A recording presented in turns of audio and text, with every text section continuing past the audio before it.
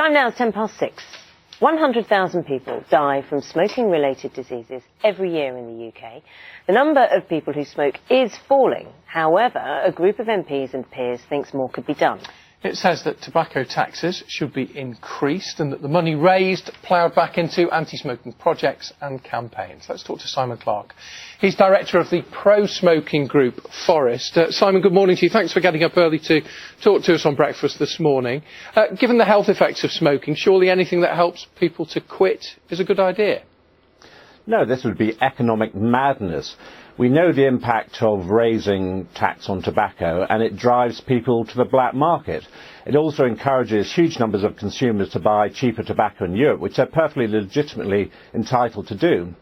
But the government ends up losing billions of pounds. At the moment, the government is losing over £2 billion a year to the smugglers. And if we have an enormous tax hike on tobacco, it'll get even worse. The last Chancellor who introduced a inflation plus 5% increase on tobacco was Gordon Brown.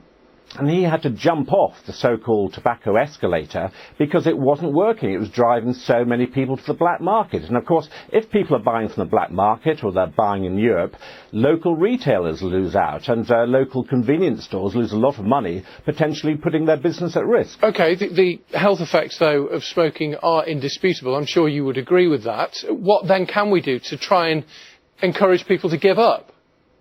Well, let's put this in perspective. Smoking rates have been going down for 30 or 40 years, mostly because people understand the health risks associated with smoking, and they choose either not to smoke in the first place, or they choose to cut down, many choose to quit.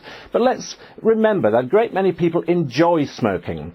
And you mustn't use taxation as a form of social engineering to try and coerce people to give up smoking. And especially when it's so counterproductive, driving people to the black market. Criminal gangs don't care who they sell to. They're more than happy to sell to children. I mean, we believe in education. And let's not forget also that the most successful smoking cessation aid of recent years has been the electronic cigarette. That's driven by the free market. It's got nothing to do with government. And yet something has to be done in order to cut the cost. I mean, you talk about it being economic madness in terms of the loss of revenue, but equally billions of pounds are spent every year treating the side effects, the health effects of smoking. Well, if we're talking purely about the economic costs, the fact is that smokers contribute over £12 billion a year in tobacco taxation and VAT. But it's not purely about the economic cost. Excuse me for interrupting. It's also about the health cost that the NHS has to pick up. Well, that is an economic cost, and the alleged cost of treating smoking-related diseases on the NHS is £2.7 billion. So you can see from that smokers more than pay their way in society, and they shouldn't be continually targeted like this.